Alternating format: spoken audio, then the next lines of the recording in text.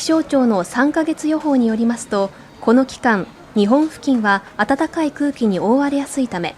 北日本と東日本、西日本で気温が高い見込みです。特に梅雨明け後は一気に気温が上がる予想で、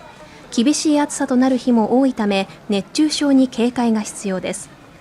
一方、降水量は期間を通して平年並みと予想されていますが、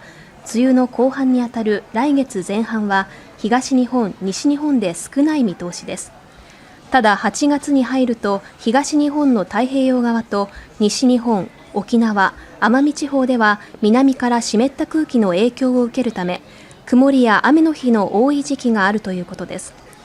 ここ数年、梅雨の末期には湿った空気と前線の影響による大雨で災害が相次いでいることから、気象庁はこまめに気象情報を確認して早めの避難につなげてほしいと呼びかけています。